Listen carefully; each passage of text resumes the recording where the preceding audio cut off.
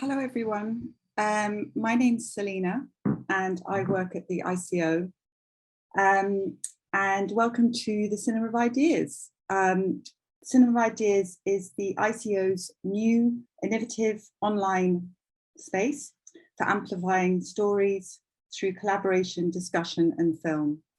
And welcome especially to audiences from our partner cinemas. Before we begin this evening's discussion, there's a few housekeeping things that I needed to tell you about. As you'll see, the event is being closed captioned by Josh and Jake, so thank you to them. And if you have any questions and comments, please put them in the chat and we'll come back to them at the end of the discussion. Thank you to the BFI awarding funds from the National Lottery for funding this project. And thank you to Jess Levick at Channel 4. The next Cinema of Ideas will be Lizzie Finn's brilliant new documentary on Jill Craigie. It's called Independent Miss Craigie, and that will be available on the platform from the 3rd of December for 2 weeks. And we've got a live Q&A with Lizzie, filmmaker Penny Wilcock, and Roz Cranston from the BFI on Tuesday, the 7th of December at 6:30. So set your diaries for that. So now it gives me great pleasure to hand over to Pamela Hutchinson. Pamela is a freelance writer, critic and film historian who regularly contributes to Sight and Sound, The Guardian, Empire, Criterion, Indicator and the BBC. She has written essays for several edited collections and is the author of the BFI film classic on Pandora's Box. And she's the editor of 30 Second Cinema published by Ivan Press. Pamela is also a very brilliant and talented film programmer, and we're honoured to have her curate this film season for the Cinema of Ideas. It's a brilliant title called Working Class Heroines of 1980s Cinema, and tonight we're screening part 1 of this season, Mai Zetterling Scrubbers. So Pamela, over to you. Thank you so much. I wanted to talk a little bit about why we're showing Scrubbers and a little bit about the film and a little bit about Mai Zetterling before we go into the Q&A. So this is our celebration of the great working class heroines of 1980s British cinema and TV. So we're thinking about on the small screen the sort of matriarchs of soap opera and the wonderful wives in The Boys from the Black Stuff. Or on the big screen, we're thinking about applauding the sort of bold and brave and often very glamorous women who lit up the screen in films such as Letter to Brezhnev, Steaming, Educating Rita, Shirley Valentine, and of course Scrubbers. The 1980s were a great time for some of these characters to really be shown off. So Scrubbers, the film that we're talking about tonight, was released in 1982 and it opened the London Film Festival that year. Initially conceived by screenwriters Roy Minton and Jeremy Watt as a distaff cousin to Alan Clarke's Borstal drama Scum, or male of course, Scrubbers became a slightly different animal when producer Don Boyd brought in the Swedish director Mai Zetterling to direct it. Zetterling was born in 1925 to a working class family in Västerås. She started acting in the 1940s and her breakthrough role came in Ingmar Bergman's Torment in 1944. But then she moved to work in Britain mostly, and she was under contract as Rank and the sort of glamorous young blonde. She was promoted as Britain's sweetheart, a pun that doesn't get any less painful, I'm afraid. She actually continued to act in films until 1993. Some of her later roles were in Nicholas Roeg's The Witches and Ken Loach's Hidden Agenda.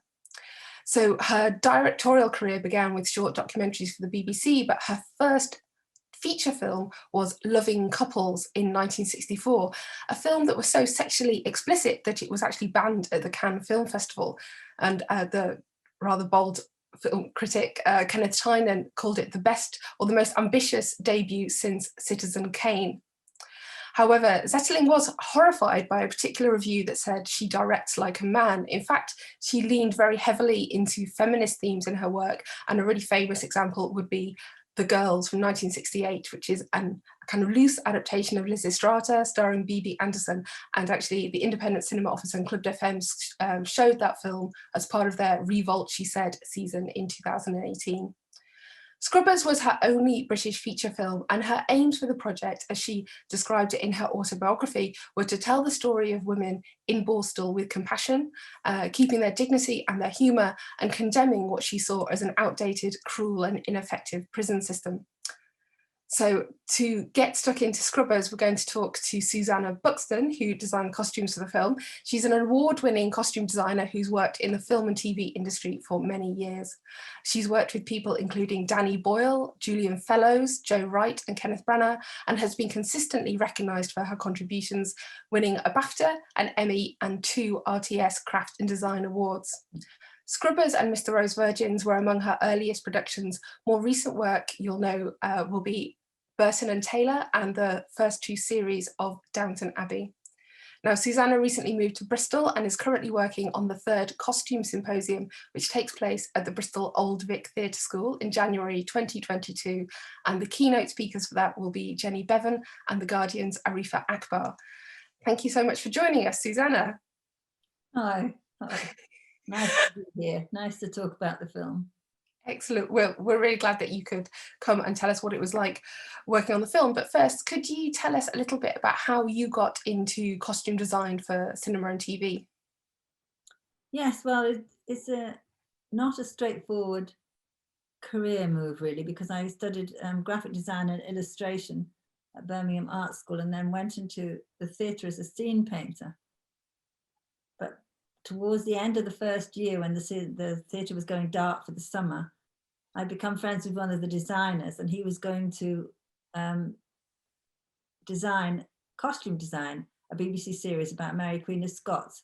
And at the time, I was nursing a broken heart, and I remember he said to me, "Susannah, oh, for God's sake, why don't you come as part of my crew on this BBC drama? It'll be good for you." And it really was life-changing, I suppose. We were gone 4 months filming around England, and I completely got hooked on the whole filming thing, and the costume particularly. But I decided I needed to have more experience, and I did a postgraduate at Bristol University in radio, film and television. And the other stroke of luck really was that it was a really technical course, and not many women had applied for it.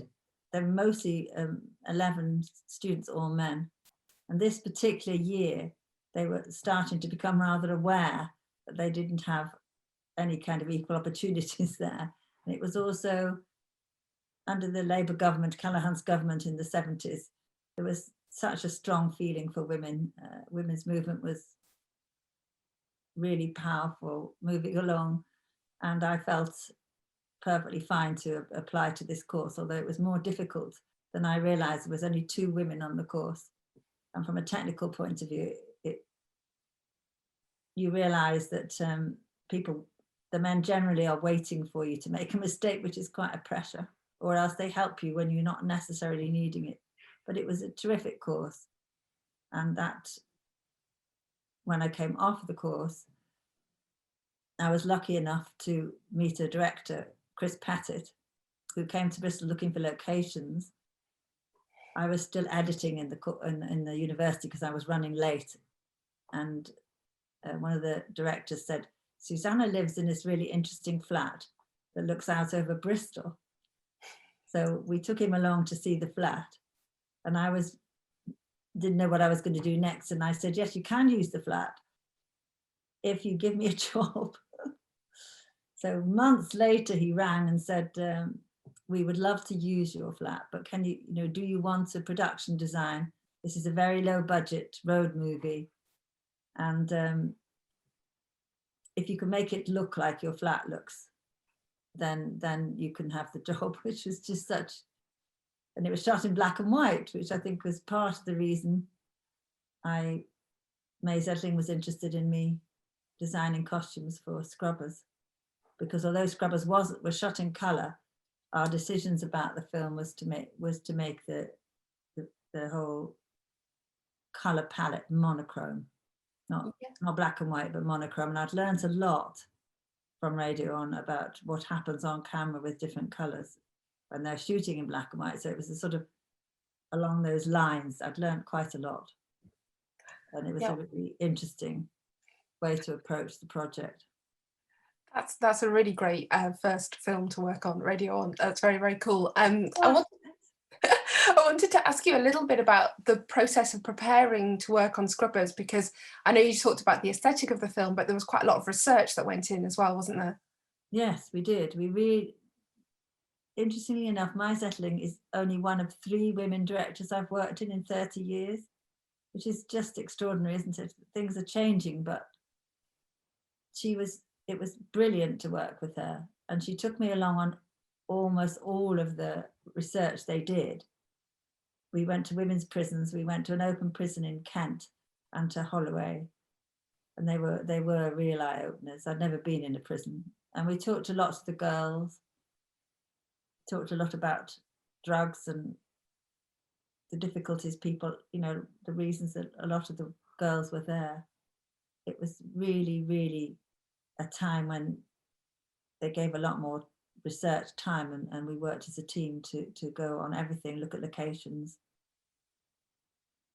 So I was looking at some of the paperwork around the making of the film, and it looks like a lot of this research happened in 1981, and you started shooting in February and in March. I did notice that somewhere along the line your costume budget went up from £2,000 to £3,000, and I was wondering a little bit how you spent that money. I think the reason is because I was learning, and I realised, because I'd worked on a long series as a lowly assistant, but I hadn't realised that you have to have repeats, particularly something like the water scene. Yeah. And I was buying a lot of the costumes from charity shops, but that doesn't work if you need to do the scene again, because they're one-offs. So suddenly, whereas it had been a very low budget, I had to ask for more money, because then we had to not only buy new costumes and buy 2 or 3 versions, but also then break them down to make them not look new, because none of the girls would have been wearing, up-to-date fashion or new clothes. So that's why the budget went up. I thought about it afterwards, and I thought, I bet it's to do with, I hadn't remembered it went up, but I thought it must be to do with the fact you need repeats, and particularly on a scene where they hosed them down, because that was incredibly difficult to shoot.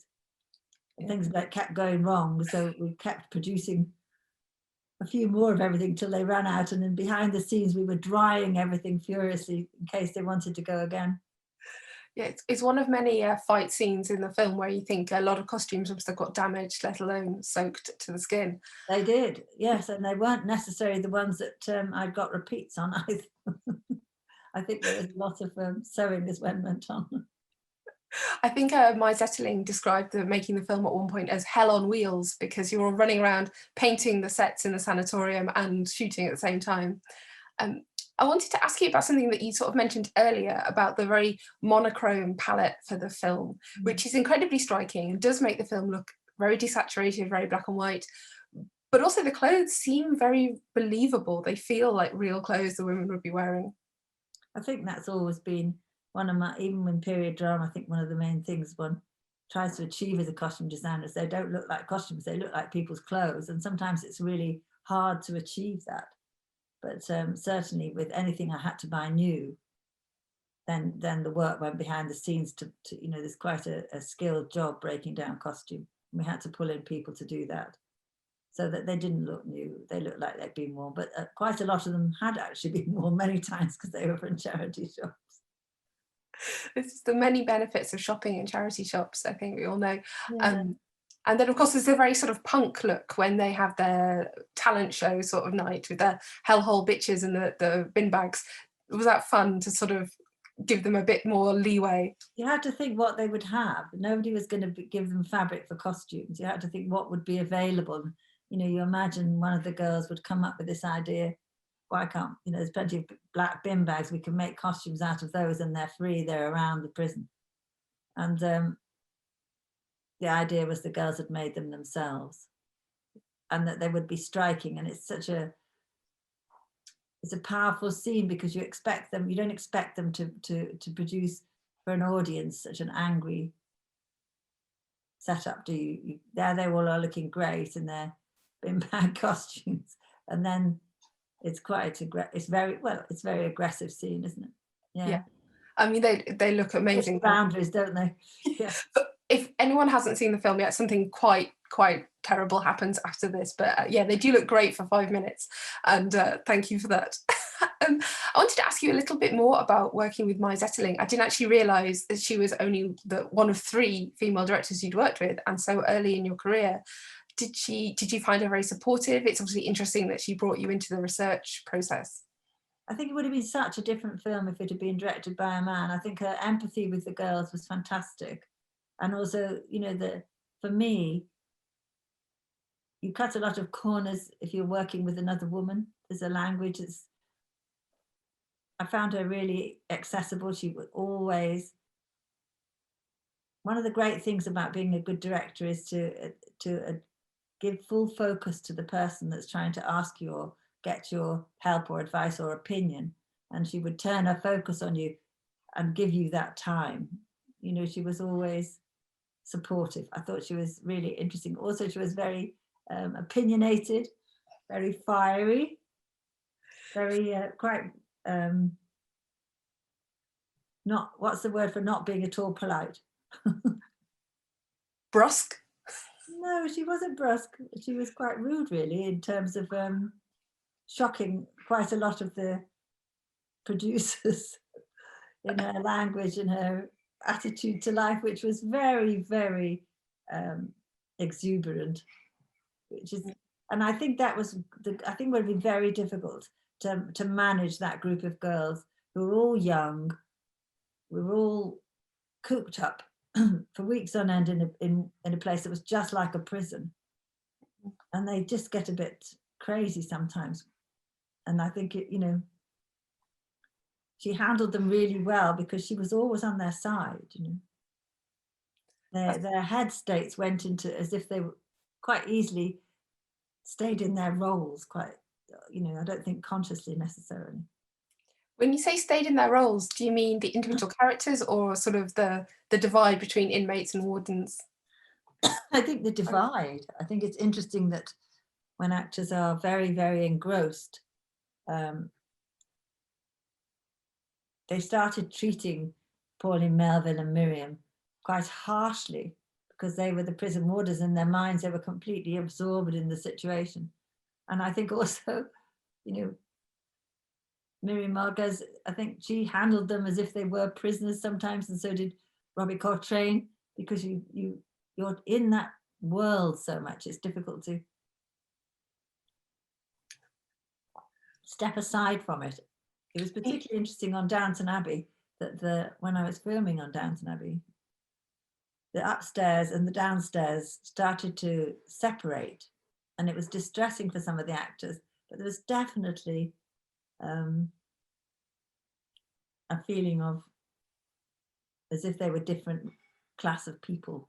It was, you know, it was just all because it gets intense, I suppose. But in the prison, the girls behaved crazily sometimes. You could feel the atmospheres building up, and it would have been very hard, I think, for any other director than, well, Mai Zetterling was just particularly good with those girls. You have to calm them down a bit when they get wild. I did see that at some point, I think the BBC were interested in making a documentary about the making of the film, which I think didn't happen, but that would have been interesting to see. That was a pity. Yeah, it was an extraordinary experience, really. Sounds like everyone became institutionalized. I know the film overran a little bit, and I see from the set reports that a lot of the actresses were late as well. So it does feel like there was a certain rebellious spirit on set as well. I worked on another TV series actually called Making Out with Marky Clark, and one of our biggest problems, and that was all women, one of our biggest problems was getting them to the set on time, even getting them up in the mornings, and sometimes the taxi drivers or whoever went to fetch them would literally scoop them up in their pajamas and dressing gowns and just dump them into costume because they'd got them out of bed virtually. They were just young, they'd be partying or whatever. And although these girls weren't partying, definitely there was no chance. The hours were long. Yeah. We were away from home. And then, in fact, I traveled every day into London from Virginia Water. But the place was hadn't been used for years. There was a massive amount of work to even make it comfortable for anybody in there. It was quite desolate when we first moved in. We had to do a lot of scrubbing and clean the wardrobe. I mean, it looks quite desolate on screen too. It's very striking. The whole design of the film all works together with the costumes to give this rather cold feeling, which sort of contrasts with all the violence that's happening. I think there is a certain chill that runs through this film. There is someone who's particularly charming in the film, though. We have to talk about, having talked about Robbie Coltrane and Miriam Margolyes, this was, of course, Kathy Burke's first screen role. And I mean, you can't get more of a national treasure than Kathy Burke. And for anyone who hasn't seen the film, she plays Glenys. Glenys is very young, feels like one of the youngest girls in the Borstal, and yet she's probably got the foulest mouth. And there's something very heartbreaking and hilarious about Kathy Burke's performance. I know you worked with her later as well, and I was wondering if you could share some memories about Kathy Burke on set. I watched the film again, and I was absolutely struck by how strong a presence she is and what a good actress she is. Even when she was young, she has a humanity and a humour, and she's really very good, isn't she, in this film? I was just knocked out to see her again. I think you could see from the film that she was going to go places, I think. And although it's not a huge role, every time she's on screen, she holds it, doesn't she? Yeah, it's extraordinary working with her again years later in an even tougher role. I mean, it wasn't so tough for her as some of the other girls at Scrubbers, but in Mr. Rose Virgins, oh, that was a very difficult role for her. And I was always on her side trying to protect her a bit, because I feel like despite the fact she's always comes over as so tough, and she does in real life, she's not. She's quite vulnerable, really, I think. And I tried to protect her from some of the more difficult things she had to do on Mr. Rose Virgins. But she's an extraordinary woman and of great talent. She told me a great story, actually. The first time she ever bought a flat, because she comes from a quite a working class background, really. I guess if you can still say things like that. I think you can, because unfortunately there's a truth, isn't there? She said the first time she was able to afford to buy anywhere, she was walking around hugging the walls and going, I can't believe this is happening to me. This is a nice story, kissing the walls. She'll laugh if she's watching this. That is an incredibly relatable story from one of the most relatable women working in TV in this country, I think, and film. If anyone hasn't seen Mr. Rose Virgins, yeah, that's something that I saw around about the same time I watched Scrubbers, and has definitely stayed with me. I highly recommend that one.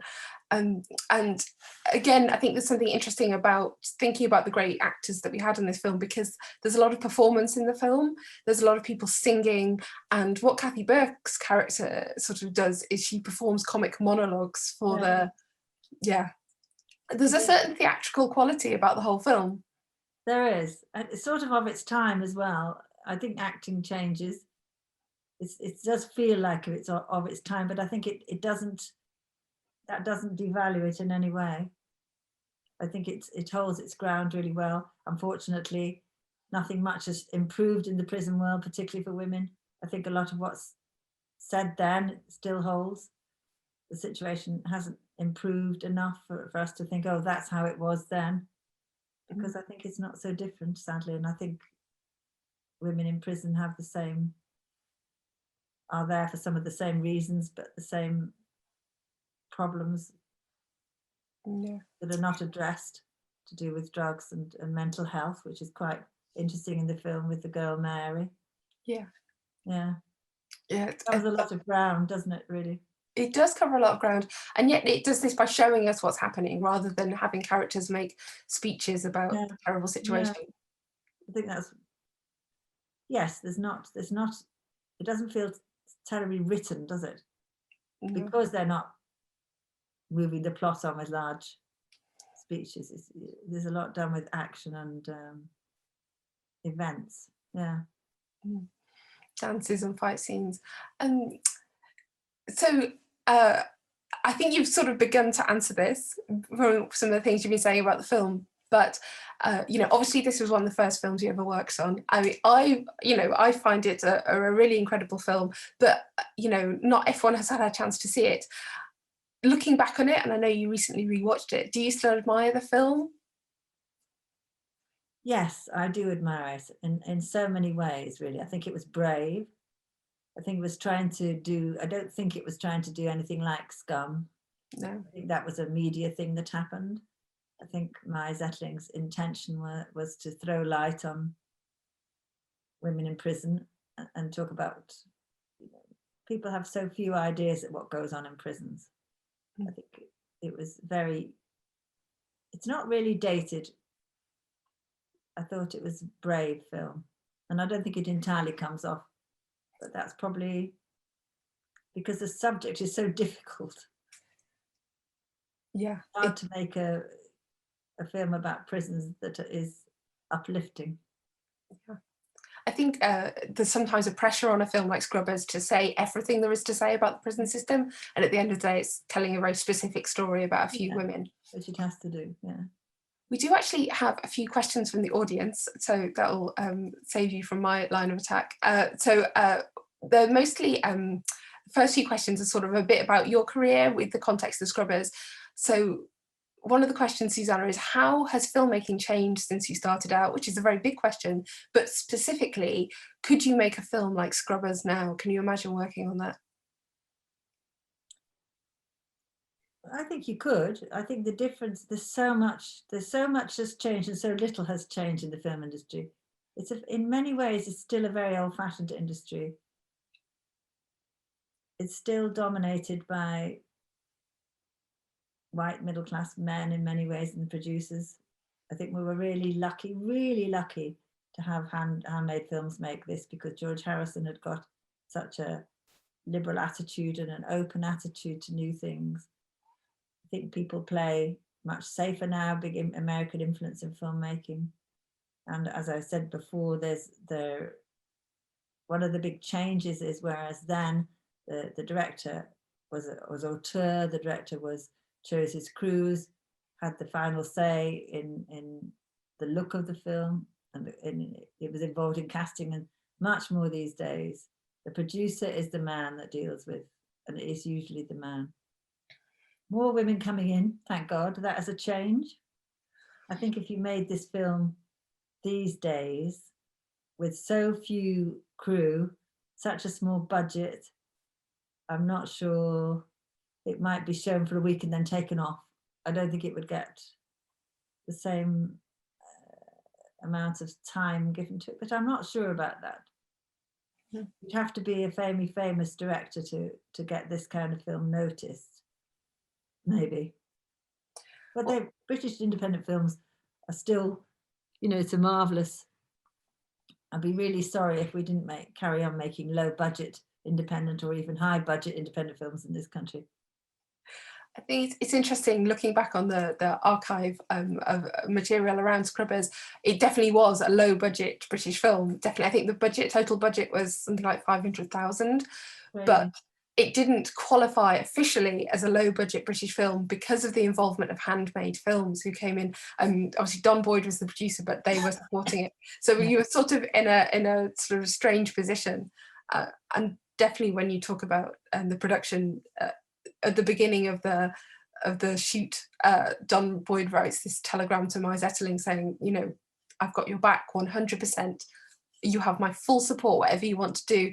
And looking through the paperwork, he really did have to make good on that. And he did make good on that, because there were a few times when people said, why isn't it more like Scum? And we're not really sure what she's doing, and why is it taking so long? And I hope that you felt protected from that when you're working on the set. We were very supported. I think Don Boyd's a terrific producer. And I think that allowing Mai to do her thing, to direct properly without, there's so much fear that things aren't going to work, money will be wasted. I'm not sure. It is the change really of emphasis onto the producer. I think I think that giving the director that much space and that much backing, and also the heads of department. Yeah. you know, if a production comes together with the heads of department working closely together, and that takes support from the production and from the producers, then I think that's when films really work. That's a great way of making a movie. I'm not suggesting you have to agree with this, but I was talking to the cinematographer for a big Disney film recently, and she said that they had a female director, a female assistant director, and a female cinematographer. And I said, what difference does that make? And she said, just everything works, everything just gets done on time. Well, I do agree with that. I'm very pro more women in those roles in filmmaking. That's actually leads into another of the questions we've had from people watching, asking you whether you think there are more opportunities for women in film now. Obviously, you work in one of the few sort of, maybe, would it be correct to say, female dominated areas of production? Yeah, I do. Yeah, I do. I think there's much more, certainly, than in the 1980s. I think women are forging forward and holding their own.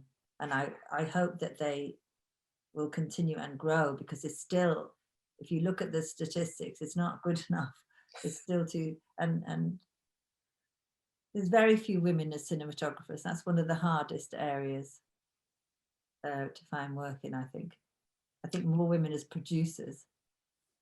I worked with an Australian woman called Gillian Armstrong. She's another director I worked with. And the shorthand and the ease of working with her was wonderful. And I think partly that was because she also went to art school, so that cut another load of corners, really. But there's just not enough women directors. There needs to be more. I think being much more encouraged, women in film, there's so much going on. It's good. I think Kathy Burke has been quite open about, even though this was her first film role, Mai Zetterling took her aside and said, you should direct. You've got to stand up for yourself. Don't let the men tell you what to do. You should be a director. And actually, unfortunately, that's why Kathy Burke can't be part of this today. She's in post-production on something that she's just directed. So hopefully the legacy will keep rolling on. And it's great that you worked with Gillian Armstrong as well. I would have put that in the intro. I should have done. I do have a more technical question for you about costume design. Well, technical might not be correct. Artistic question about costume design. Tell me on that one. Who are the costume designers that you feel have influenced your work? And maybe, because sometimes that's quite a tricky question to answer, the question also says, whose work do you rate now? Who do you really like? I think one of the costume designers I've always liked a lot is Janet Patterson. She's not English. I love the work of Alex Byrne, Michael O'Connor. I think his work is extraordinary too. There's been a lot of influences. I admire. This really, costume design has changed a lot since the 1980s. There was a sea change in costume design. It was partly led by two key figures that run costume houses. John Bright, who in himself had been an actor to begin with and then started running the costume house Cosprop, and Christine Ezard.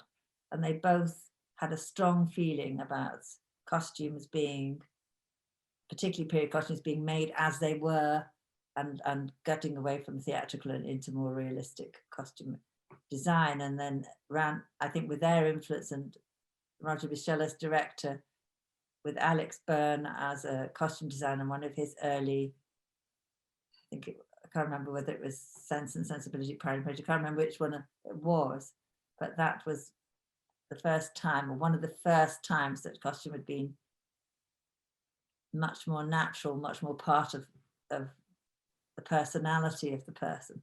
And that's what I think is a key thing. And you know, there's so many. Jenny Bevan's another one, such great costume designers, and it really is grown in stature because it's so important. It is part of the artistic look of the film. It shows you so much. It shows you, you know, helps you with the character, shows you the status, the time of year, what's going on. You know, it is an interesting part of filmmaking, I think. I think too often when we're thinking about films, we get distracted by only the, you know, if they're dressed as space aliens, or perhaps it's the Regency, we notice the costumes. But Yeah. But that's what, so it's very difficult doing contemporary drama because you don't want it to be noticed. That's the skill, really. You don't want to be aware of the costume except for there's pertinent moments in it. You have to believe they're real people, and that's part of. I did a series not massively different, apart from Making Out with the Factory Girls. I did another one which I can't remember the title of the series, but it was about bin men. Right. It was quite popular at the time, and I really can't remember what it was called. It was early days for me as a designer. But one of the most difficult things, with particularly one actor who's still going strong today, was stopping him looking like an actor and making him look like a bin man. It was really hard to achieve. We tried on everything, and every time we didn't get there. So it is contemporary has its own difficulties, as does period costume. They have to look. You don't want to steal the show from the actor. You know, it's them that's important, but you have to believe what they look like, and it helps them immensely. Well, actually, that sort of leads into perhaps one of the other questions we've got from the audience, which is, how do you break down a costume? Now, I'm assuming this means in preparing to design it, not taking it apart, obviously. They don't mean the stones in the pockets and the mud, do they? Or maybe they do. Maybe, I don't know. That's all I have. Maybe they'll clarify. But I think it's talking about the design, maybe, rather than, I mean, because there's definitely a bit of dirtying up the costumes in Scrubbers. A lot, yes, a lot. Yeah. But I can do both, really, briefly. Okay. If you're breaking down a script in terms of costume, then you have to go through the script for each main character, and you go all the way through, and you need to know exactly, because everything that actor is going to wear will be a decision that you have made with support from the actor, director. So you have to know what they wear, how many costume days, how many days, when they change costume, when they fall in the mud, when they go in the rain, when they're interior, exterior, every costume they're going to need for that film. And you have to go through it for each principal actor, all the way through the script, breaking it down and making all your notes, because so much will go on. So you're basically having to build up a wardrobe for that actor to see them through the story, whether they go to a wedding, whether they fall apart at the seams, it all has to be covered. And that's what breaking down a script from a costume point of view is. Apart from the fact, of course, you've had to read it to understand it and get an idea of what the director wants, what you're looking at, and how you want it to look visually, and what colours you're going to use, which are there. That's very important. Yeah.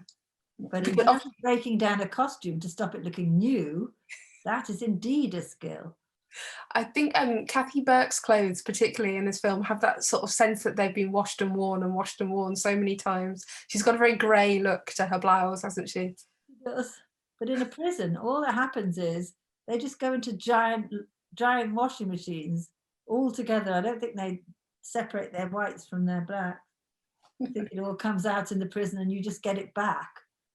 And it probably goes, regularly because of things that happen to them in the prison. So I think they would look like that. Yeah. Oh yeah. I think there's a sense when you look at the costumes in a film, even if it's not an environment that you're particularly familiar with, where you sense the realism.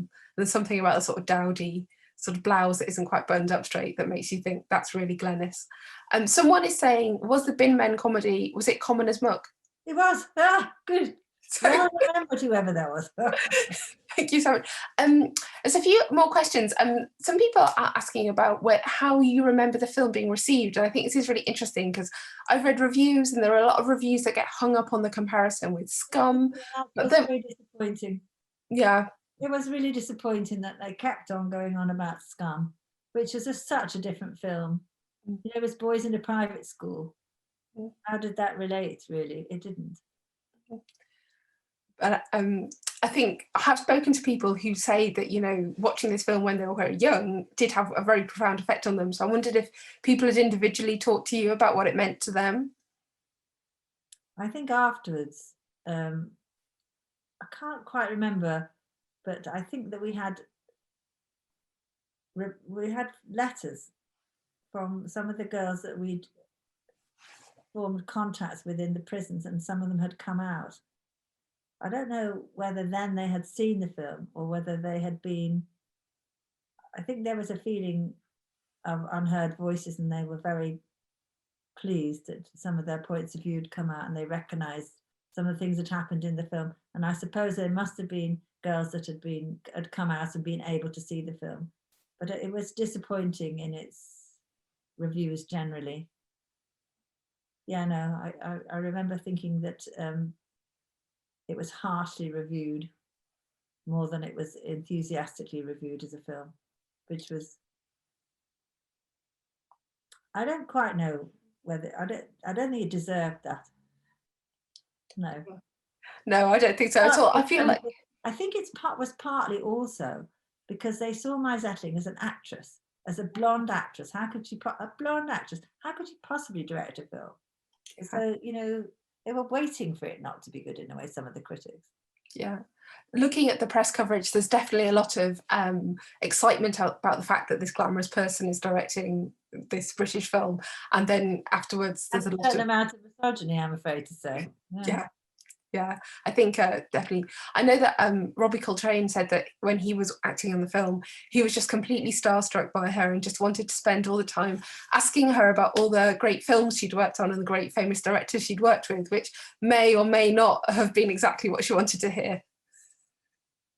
He didn't have a big part in it, but he's a strong personality, and I worked with him again. It's amazing I worked with some of these people again. These are great actors again, I mean.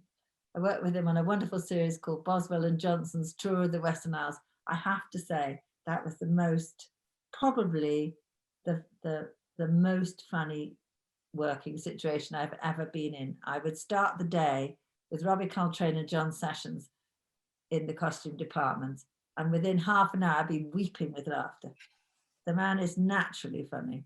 It was, yeah, and he did the same in Scum. He was good because he's good to make the girls laugh, you know. He's very good company. It's remarkable how many quite well-known names there are on the cast, considering there was a lot of auditioning and the whole the press around the film that Mai Zetterling said was that she'd hired 30 unknowns. Of course, she'd hired the right 30 unknowns. There was Honey Bain, the punk singer, who I see frequently noting on the set reports, Honey Bain late to set again. I think she was one of the worst. I think her full name then was Honeysuckle Bain. Ah, sorry.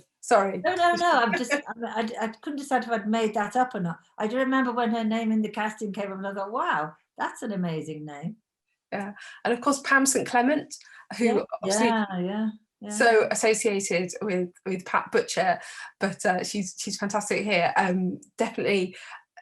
I think that definitely with her particularly, you sense a really strong idea of the relationship that she has with the inmates when she's doing a little two-hander with Kathy Burke. It's great to watch. Those moments are good. They're really good, aren't they?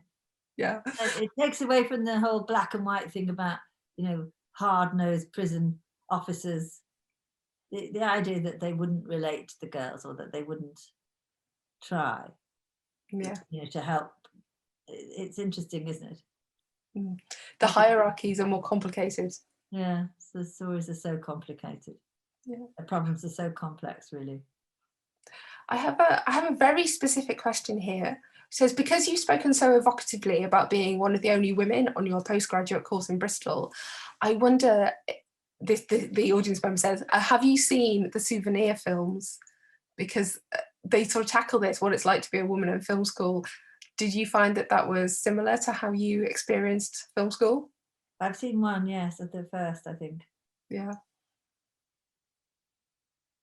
Yes, yes, to some extent. I have to say that I was on the most interesting year, I think, one of the most, and it was really great people have come from that film course. It was particularly good. And I've worked I'm really proud that I was with some of those guys. They were really great. I think that the whole thing is partly that I had decided at the time that I wanted to be a cinematographer. I was 29 or something, 28, and I thought I need to make a decision about my career, and I want to get more technical, less arty. I'd like to, and I'd been completely impressed and aware of the cinematographer not that I can really remember who it was, but I've watched closely and thought, and then I realized quite quickly that I would have to be so much more thick-skinned, and that was not going to be something I could. You realize, yeah, and that was because the course was overwhelmingly men, and you'd have to really be strong to hold your own. It's not that they weren't all great and they tried. It's almost that thing about being too kind and wanting to help and expecting you. It's just expecting. People expect you to get it wrong, and they expect you to get emotional, and it's frustrating. Yeah. We're trying to.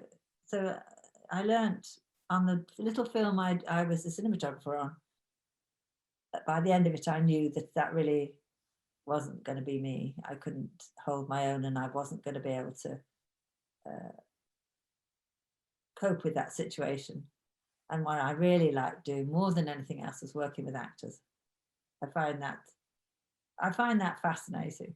I love working with actors, and us forming the characters with them, and yeah. So I had to make a decision when I was 30. If I was going to go into production design, I would have to do another technical course. And I think I'd probably done enough with courses by then, apart from the fact I realized I wouldn't be with the actors.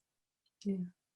No. So yeah, like Mai Zetterling, you decided to stick with the actors. I do have one story which a few people might know from there's a famous book that's a history of handmade films, that the assistant director, I don't know if you remember this, the assistant director, who was a man, gave Mai Zetterling a cake on the last day of shooting, shaped in a very provocative fashion. I can imagine how it was shaped. Yeah. With the message that now I see you're one of the men, which is such a backhanded compliment. It is. I don't know whether she would know what to make of that, but I'm sure she took it in her stride. Yeah. Yeah. I don't think it was her favourite compliment. No. There's a really interesting question here before I might ask one indulgent question, which is, what strengths and skills did you take from working on Scrubbers? Obviously, it's quite a formative point in your career. I think watching Mai work really, and her empathy with the actors, I think that is something that you really, really have to have a lot of as you're a costume designer, because you're working so closely. And one of your main jobs is to make sure when they go on set that they're not worrying about their costume, and you see them at their most vulnerable often. So you need to be on their side, empathetic, and do what you can to make them do the best they can, really. And I think I learned a lot of that watching Mai Zetterling. It was very early days for me in costume design at all. I mean, I sort of plunged myself in the deep end there. I can't remember whether I came to London and did 2 3-month contracts with the BBC, which is what they offered in those days, and they were marvelous as an assistant. And I learned a lot. I learned how to move around London about costume houses, and I worked with some good designers at the BBC, good costume designers. But there's so much to the job, and I think working with a group of women in that intense situation was such an eye-opener and such a learning curve. You can't take things personally. You have to be on their side all the time, even when they're being outrageous. I think that's, yeah, it's not your position to start wondering whether they should or shouldn't be behaving. They are, and they don't always know the reason. And that was a hothouse situation for us all. Well, I know when Zetterling talked about the film later in her memoir, she said that the word at the top of her mind when she was making the film was compassion. So it's interesting that that's exactly what you pulled out. I don't know if we've got time to, well, of course we've got time. We've always got time for this, to ask you what you mean by outrageous behaviour. I think if you put a group of any sex together day after day in a sort of closed situation, tensions build, and they really did build. And you could feel it in the air. It's almost sometimes felt quite dangerous, although it wasn't really, but they got themselves wired at times. And interestingly enough, and this is just a memory, I'm not absolutely sure if it's true, but in my memory, everybody's monthly cycles started coming together at the same time, which is something that is either an urban myth or a truth. But I certainly remember that there was a certain time of one of the months after a couple, I don't know, how long was the shoot? It was just over, it was nearly 2 months. Yeah, so it can't have been, it must have been including the rehearsal and prep time beforehand. So I think by the was thinking by the third month, emotions were higher through various reasons, and hormones were running high more together than they had been at the beginning. And I think at the time it was noted. But yeah, it's interesting. The thing is, it is a strength and an energy. Yeah. So maybe it's sometimes you put a group of people together and there is this energy, which if it's used constructively works very well. I think she managed to do that, because you could easily in that situation alienate people because they're very, very wired. Yeah. I'm sort of thinking, I don't know whether even that's the right word. There's an energy and a temperature that builds up, and you kind of are sucked into it. We were all getting a bit crazy by the end. well, I think Mai was editing the film until sort of May or June that year. So just think how she felt. Did you ever work with or meet Mai again after working on Scrubbers? That's another question from the audience. I should credit that. Sadly, I didn't. I think I just whizzed off on something and had gone. I would have gone to the crew screening, and I'd have to look back to see what next happened in my life. But I'm fairly sure that I was off on a film or a television series and had gone, and I didn't see her again, which I was sad about. I'd like to have kept. You form intense relationships on film sets with quite a lot of people, and then you don't see them again necessarily. It's a strange, I think that's part of what's so great about filming. You're working so closely together, the relationships are close and intense for a period of time, and then they've gone. And I think that was the same with Mai. Oh, that's such a shame. I mean, I know she didn't work as a director again in Britain, so there wouldn't have been that obvious opportunity to work with her in that way. It's a shame. I am going to ask you a little bit, just because I know we were talking the other day when we first spoke about the theme of this season, and as someone who was, of course, working in film and television across the 1980s, I wondered what this sort of theme meant to you, or when we're talking about these particularly, maybe didn't dominate the era, but there were some really incendiary and glamorous and unforgettable female characters, particularly working class characters in the 80s. I wondered if that theme meant anything to you. It was a difficult time, I think, in the 80s, very difficult time. The 70s had been, particularly for women, had been strong and forward-looking, and the 80s felt like we were going back. Miners' strikes with Margaret Thatcher, it was a rather retrograde era for women, and I think probably equally for working class women. Yes, it did. Politically, it's a strange time, the 80s, and visually, the New Romantics came and went quite quickly, and I don't think they touched many women, just a few, but it was an expression that wasn't the New Romantics, and then into punk was people's opportunity, women's opportunity to express themselves differently and to move into a more, you know, the whole idea of androgyny and crossing between the sexes is very interesting. And far more forward and not talked about than it had ever been. There's such different areas, aren't there? The 60s women had theoretically so much more freedom, which of course they did because of the contraceptive pill. But you realise come the 70s, that wasn't exactly, it wasn't as good as it looked, really. It was pretty male dominated, that freedom. And the 70s started to change so much. And then the 80s, it went backwards. I think it's interesting that you mentioned punk. I do think of Scrubbers as quite a punk film in many ways. Yeah. These women who are performing and swearing and wearing these all sort of anti-glamorous clothes, if you know what I mean. And of course, you know, being quite fluid in their sexuality, whether it's tattooing the wrong woman's name on. I think exploring fluidity and sexuality hadn't been done a lot of. It was certainly there all the way through, but it's interesting and necessary in an era that was trying to be more defined in the wrong way. Strangely, with a woman prime minister, but that didn't really work out.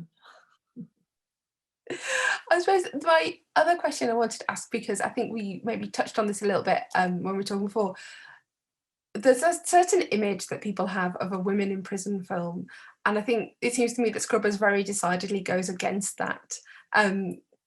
Was that something you thought about, whether people were going to think about whether this film was a sort of cheap exercise in thrills or titillation, and how you were going to make sure that no one would walk away with that impression?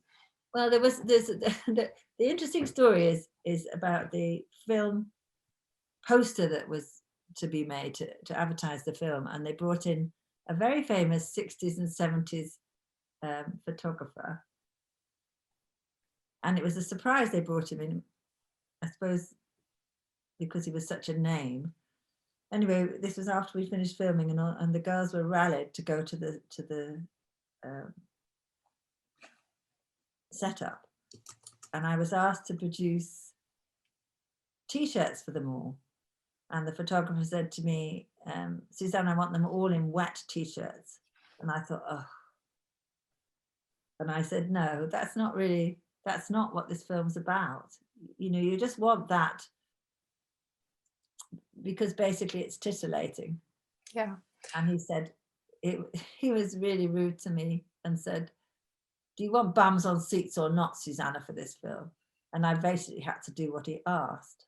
And I was very, very fed up all day. And the girls were fed up too. They didn't want to do it. No. But the poster never got used. I think they didn't have a say in it. And then when she saw it, it's like, no, that's not what this film's about.